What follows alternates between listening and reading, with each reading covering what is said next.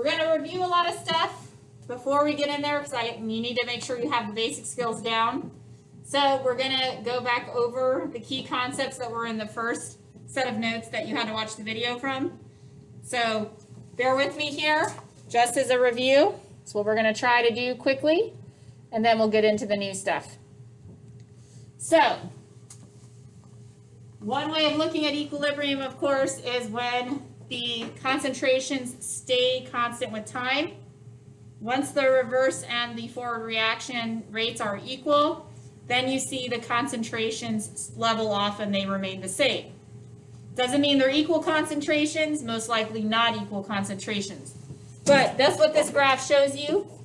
This is before equilibrium. This part right here is after equilibrium has been achieved, the dotted line there. So you see the NO2 and the N2O4 have stabilized, and now they are at their K ratio, their proportions of the products over reactants. The second way of looking at equilibrium here is that the rate of reaction and the rate of the forward equals the rate of the reverse, and that's why in this particular graph the two lines come together, because it's measuring rate over here. So pay attention to your axes, rate over here, leveling off, so those are equal. The other graph on the previous slide is about the concentrations. So that was the one that was on the Y. All right, so make sure that you're paying attention to those delineations, because they ask about these types of graphs in multiple choice questions all the time. Now, let's talk about K and all of the important things about the magnitude of K. What does K tell us about the reaction? Well, if K is really big, no, I'm sorry, not really big. If K is greater than 1, we're going to start there. K is greater than 1. That means the equilibrium position lies to the right and is product favored. The product dominates at equilibrium. What does that say to, like when you're using the word to describe an equilibrium position, you can say a certain side is favored. However, I want to make sure that nobody uses the word favored if you're talking Le Chatelier's principle. Le Chatelier's principle should be proceeding or shifting, should be the word that you use. When you're describing an equilibrium position, though, you should be saying reactants are favored at equilibrium, products are favored at equilibrium. If it's, because a lot of times people say, you know, it shifts to the right and favors the products. No, it does not shift to the right to favor the products. It shifts to the right to reestablish equilibrium, okay? The products are already favored at equilibrium or whatever based off of the K value that it has. So only use the word favored if you're talking about an equilibrium position. Just wanted to clarify that. So if K is less than 1, the reaction is reactant favored, or the equilibrium position lies on the reactant side, and the reactant amounts predominate at equilibrium. That means the concentrations of the reactants are higher than the products. Now, this is the part where the extent, and this is where they try to trick people. Because they'll give you a reaction and then they'll give you a K value next to the reaction, so you think it's an equilibrium problem. But if the K is super, super large, like 10 to the 6th or something, really, really big K, they're basically telling you it goes to completion, that there really isn't an equilibrium position. So, lies completely to the right, goes to completion, then you need to treat it just like a regular reaction. Like a combustion reaction, exactly, that would be correct. Goes to completion. There isn't really a reverse there. So, you know, a lot of people go straight to doing equilibrium with it, and then you're supposed to really just do regular stoich. Okay? The opposite is true. If K is really, really small, like 10 to the minus 6, 10 to the minus 5, really small, it's far to the left on the reactant side. Means it basically didn't even get started. The reaction never, you know, ran. Did not occur to any significant extent. So, these two things they can put in there to kind of trip you up. So keep that in mind. All right, looking at and reviewing KC, KP, writing out expressions. using the Hess's law type manipulations with equilibrium reaction series, and calculating Kc or Kp using the equation below. This is the law of mass action. This is the one we need to know to write out expressions and also calculate Q or K. So you need to have this one down. Concentration of the products raised to the power of their coefficients in the balanced reaction over the concentration of the reactants raised to the power of the coefficient in the reaction above. Okay, we use this law of mass action to calculate Q. We use it to calculate K. We also use it to write out the equilibrium expressions. Definitely have to know this one. All right, another thing to know here. K is important in the fact, remember, it is a proportion. Proportion of the amount of products over the amount of reactants. So it doesn't matter what you start with. It doesn't matter what the concentrations are. It's going to get to that same proportion at that temperature. Now, if you change the temperature, the proportion changes. That's the only time that happens. Changing temperature changes K. So here, showing the graph, if you're starting with reactants here, you still get to these concentrations. Starting with products, I'm sorry, not product, just the product up here, you get to these concentrations, which are the same. They're in the same proportions as you see. Okay? They level off, you know, in the same part amounts. Also shown here in the table. Okay, that's a good question. Why does it change with temperature? Because the kinetics of the reaction changes. The forward and the reverse reaction rates change with the heat change, so that alters the K value. Because if the forward reaction is greater, then of course you're making more products, so K is going to increase. If the reverse reaction becomes greater, depending upon the heat change, then the K value decreases. But it changes the kinetics and the collisions of the particles. So that's why temperature affects the K value. Nothing else does, just temperature. Nothing else affects the kinetics of the reaction. Up here in this table, though, showing you initial concentrations and equilibrium concentrations. Initial concentrations, of course, we're going to look at for Q values. Equilibrium concentrations here we're looking at for K values. So what calculates K are these. So if we're looking at these two concentrations, they calculate the K value here. Initially, they started with only the one amount. If you look at a different line where they start with another, they start with a double amount, okay? As you can see, different concentrations for equilibrium, but it's the same proportion. Ends up being 0.21. So the K value is just going to be the ratio of products to reactants at that particular temperature. All right, going back over how to manipulate equilibrium constants with series of reactions. If you reverse a reaction, you're going to do the reciprocal or the inverse of the K. If you multiply by a factor, you're going to raise it to the power of that factor. Remember, K does not have units. This is similar to how we did Hess's law. Following a different series of rules, though, because in Hess's law, we multiplied delta H by the multiplying factor, and we changed the sign when we reversed it. Here, we're reciprocating or inversing the K when we reverse it, and we're going to raise it to the power that we multiply it by instead of just multiplying through. All right, so here, I believe this.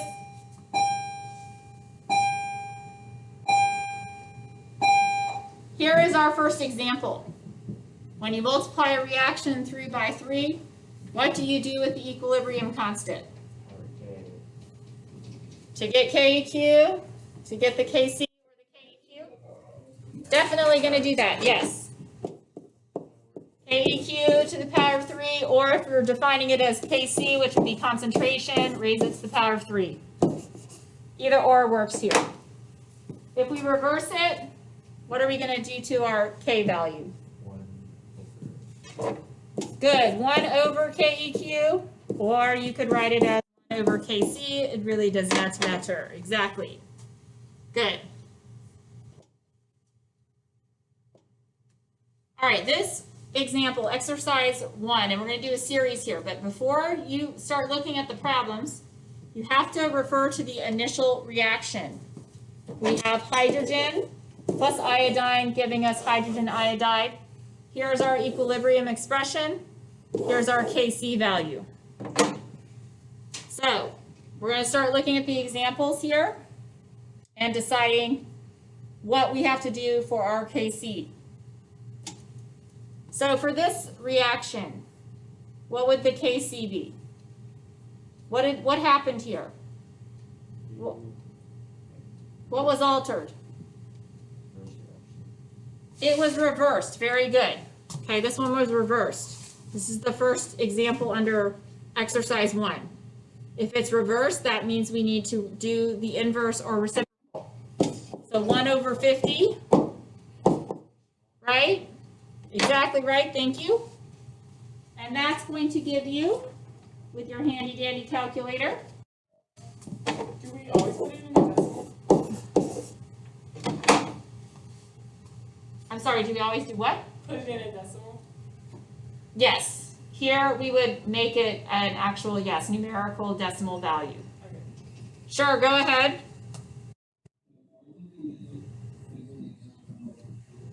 That was in the original problem at the top. Told us the initial reaction with its K. Right next to the. No, that's fine. That's fine. All right, so here the new K value would be 0.020. Now remember, this dot here makes this significant, so that's why we would carry it out 2 digits. It's our final answer. All right, next one. What's happening here? How is this one different than the original? Multiplied by 1/2. Multiplied by 1/2. Very good. Multiplied by 1/2. So that means we need to take our 50 and raise it to the 1/2 power. What's another way of writing this? Yes, or the square root of 50. You remember your math rules. Right? Should we change that to a decimal now? Yes, we do need to change this to a decimal and calculate it out. So get out your calculator. This one's going to be 7.1. Anybody get 7.1? Yes, all right, cool. Now, let's look at this one. What's happening here?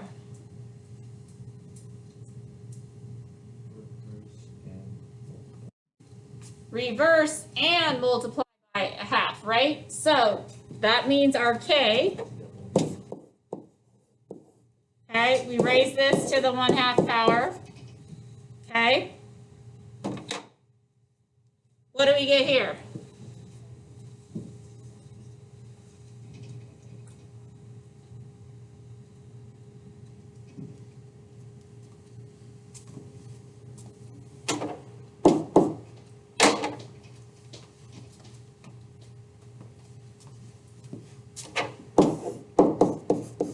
Anybody else get 0.14? All right, good, wonderful.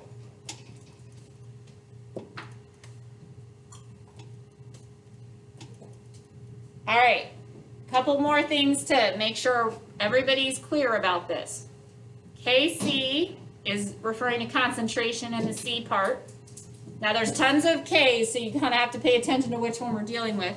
Because when we get into acid and bases, there's Ka, there's Kb, and when we get into solubility product, there's Ksp. Lots of different K values out there. This one's referring to concentrations. That means it's the unit's going to be molarity, moles over liter. the Kp, which refers to the gaseous examples. KEQ is in general, usually refers to concentration. But we're getting more specific now for, AP level, where we're designating the Ks for certain situations. So Kp is for gaseous products or gaseous reactants, gaseous equilibrium systems. The key is, though, it always has to be measured in ATM. No millimeters of mercury, no torr, none of the other pressures, has to be in ATM, okay? And if you don't have an ATM, you're not going to get a correct answer. Now another thing, the notation of writing out the expressions. Using the law of mass action, this is how you'd write out the equilibrium expressions for Kp and Kc. Just want to point out to you here, Kp, because it's pressure, you have to use partial pressure notation. This is partial pressure notation, where you have the P and then you have the subscript of the chemical species. Partial pressure notation. Very important here. For the concentration ones, you use brackets. You must use the brackets here. Now, this is an easy one to miss, because when you're starting an equilibrium free response problem, the first thing they usually ask you to do is write out the expression. But if it's a Kp and you use brackets, you're going to get it wrong. And if it's a Kc and you use partial pressure notation, it's going to be incorrect as well. So make sure that you refer to the problem to know which way the reactants and the products are being given. If they're gases, you will use partial pressures or concentration. And if it's other stuff, you will just use concentration, like solution stuff.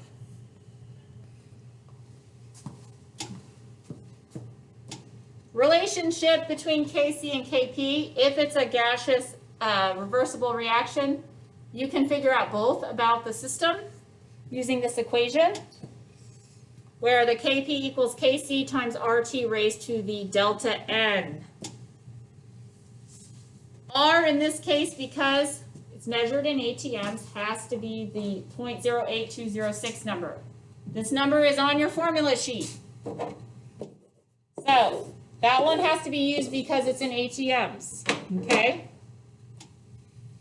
Temperature is always in Kelvin for gas kind of stuff anyways, so make sure it's in Kelvin.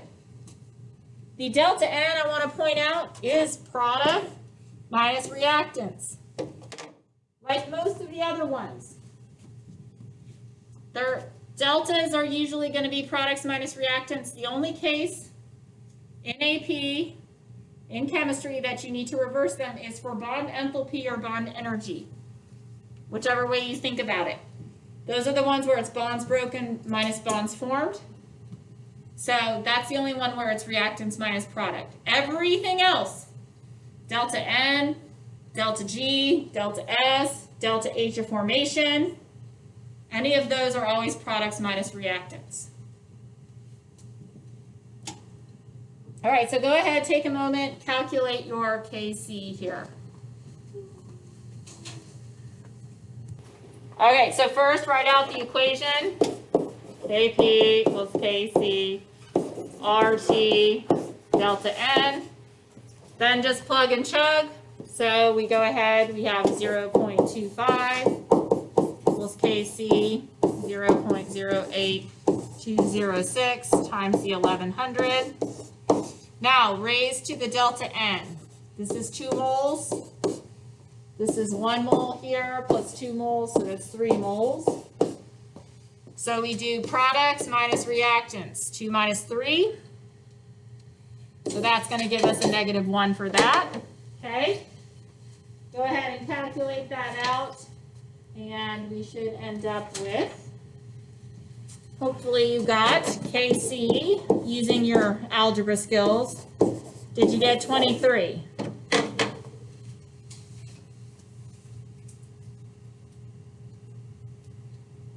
Anyone? 23? Yes? No? Okay, thank you. Woohoo! That as well. Got that as well. Great.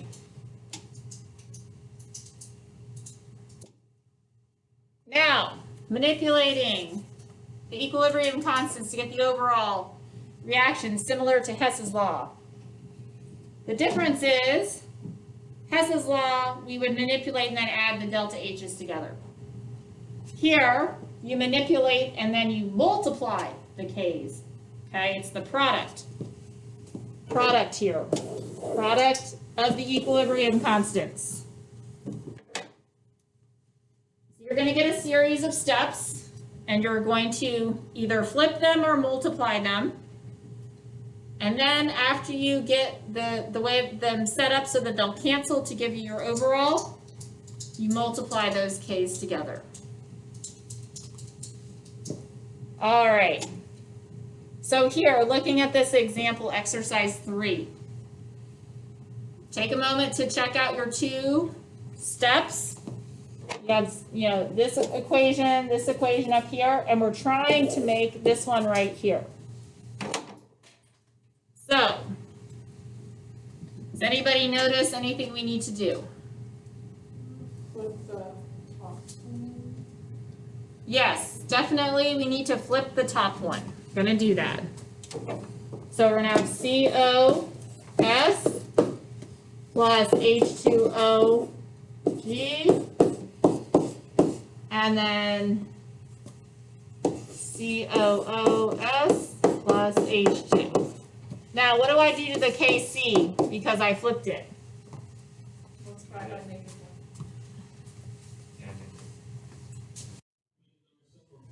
Yes, 1/67. Good. The reciprocal. Very good.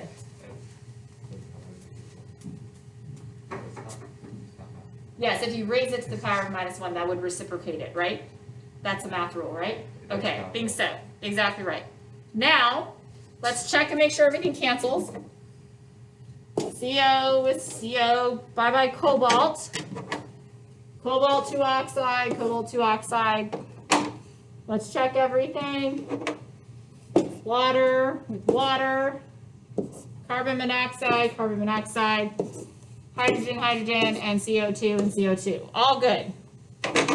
So now we need to take these 2 Kc values. What do we do with them? We multiply them. Very good. We're going to multiply them. 490 times 1/67. And what's the answer?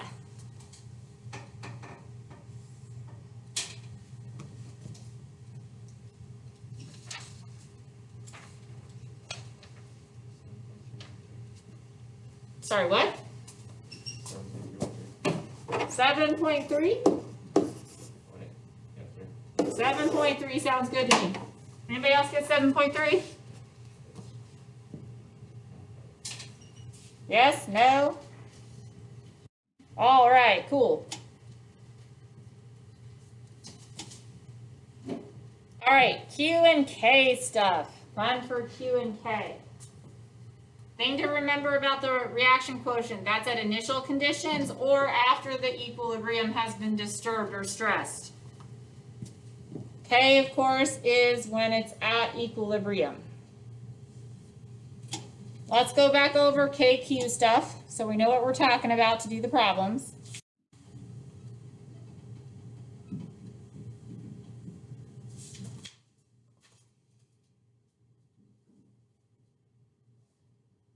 Yes, you would raise it to the power of what you multiplied by. Exactly right. But we didn't have to multiply through on that example. Okay, back to reaction quotient. Used when all of the initial concentrations are non-zero. That's a key factor. Non-zero. You can't plug stuff into the law of mass action if you have zeros, because then you're either going to get undefined or zero as your answer. So it doesn't matter. If it's zero, you wouldn't do it that way. If they're all non-zero, though, you use the law of mass action and put the initial concentrations in there. But realize, if you put initial concentrations in there, you're calculating Q. You're calculating Q instead of K. When you get Q, then you compare it to K to see which way the reaction goes in order to reach equilibrium. Now, if it's just at initial, it's going to go that direction to get to equilibrium. If you've disturbed it, then it's going to shift to get back to equilibrium and reestablish equilibrium. So those are two scenarios where you're not at equilibrium conditions. Okay? We're going to use those equilibrium expressions, that's the law of mass action, in order to figure out these answers. Okay? Equilibrium expression, we're just going to use that same setup, but with initial concentrations, we're calculating Q, not K. All right, to go back over KQ stuff. Here, if Q equals K, the system's at equilibrium. That's the situation. It doesn't have to proceed, it's already there. It's not going to go either direction to reach equilibrium. Yes, go ahead.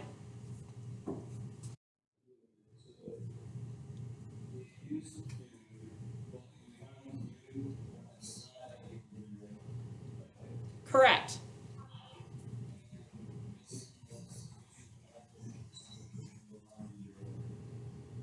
Correct.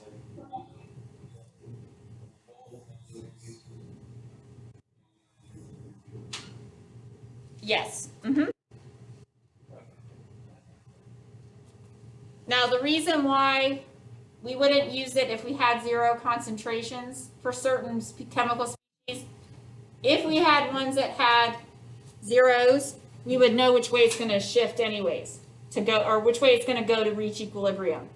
Because if you're missing one of the chemical components, it's going to go towards that chemical component. But let's look at the other scenarios here. No, you wouldn't calculate Q at equilibrium because it's already at equilibrium. The only reason why you want to calculate Q is to figure out which way it's going to go to reach equilibrium or reestablish equilibrium. All right, so, and the way that these slides do, they put Q first, but if you put K first, if K is less than Q like this, write K first, the less than sign tells you the direction, tells you to go this way towards the reactants, okay? So if K is less than Q, you're going to consume products and form reactants to get to equilibrium.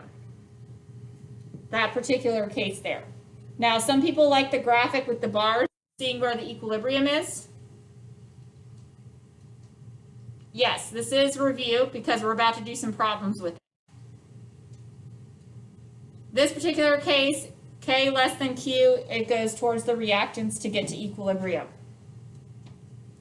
Or if you disturbed it, it's going to go shift towards the reactants to reestablish equilibrium. The reverse is true, of course, and if you write it this way, it still works. K is greater than Q. This points the direction for you towards the products. Okay? Consuming reactants and forming products to get to equilibrium. So that's the direction it's going to go. It's going to go towards the products to get to equilibrium. So I would always write it in terms of K to Q, not Q to K. It's just easier. That's a nice little trick to remember which direction it's going to go. You can memorize it the other way if you want to, though. To each his own. All right, here's a problem, though. Now we're going to apply it. This reaction, NOBr, equilibrium with NO and 1/2 Br2. Carefully studied at 77 Kelvin. Equilibrium constant K equals 0.079. Which direction will the reaction proceed to establish equilibrium under the following initial conditions? Now, I know a lot of you take physics, so anytime you see the little 0 here, like that, it's a subscript. That means initial, okay? Initial concentrations. So that would be NOBr naught, if you call it the correct physics way. That means it's at the initial state. So the first thing you would do here is write out the equilibrium expression. So here's our reaction. I write it out, K equals product, NO, times the reactant, raised to the 1/2 power because it has that as a coefficient, over the reactant, like so. Concentration, both NO and NOBR are 1, so I don't have to raise it to the 1 power because that's redundant. Now that I have this set up, I know where to insert my numbers to get Q. That's what I'm going to do. Q equals 0.1.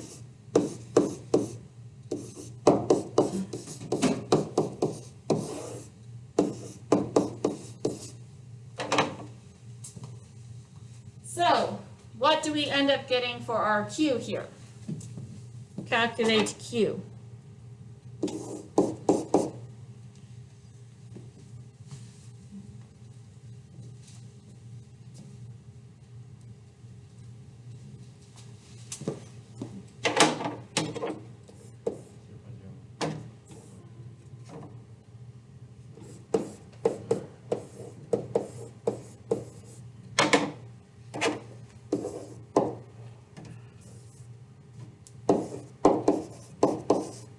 We get 0.316.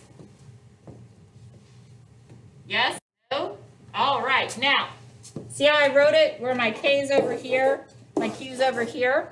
That means K is less than Q. Which way is it going to proceed?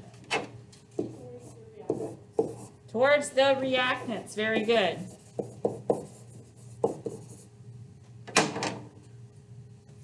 Make sense? Good? Yes, no? All right, now, a couple problems to do. Take a look at them.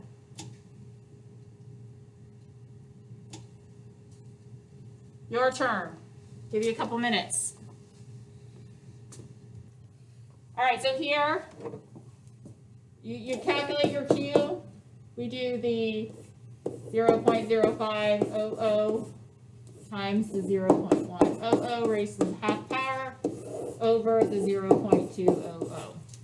What you should notice, your Q ends up being 0.0791, which is virtually what? Because K equals 0.079. So we're pretty much at equilibrium already. Good. Now, there is a problem with these other two. Exactly right. Noticing that we have 0 concentrations. This is initially, of course, so we only have the reactant here. If you have initial concentrations that are 0, you're already going to know which way it's going to proceed in order to get to equilibrium. Because if you don't start out with any products, what's it going to make?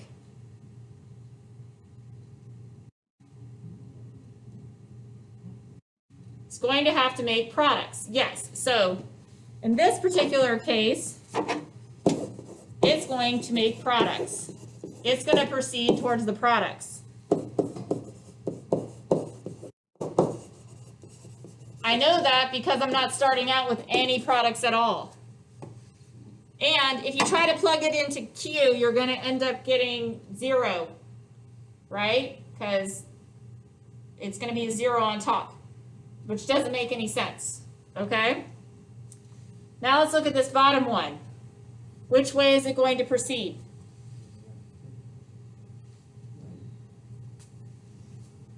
Which one's at 0 this time? Towards the reactants. Reactants. So this one has to proceed towards the reactants because it has no reactants there. So it's going to have to make some of them to reach equilibrium.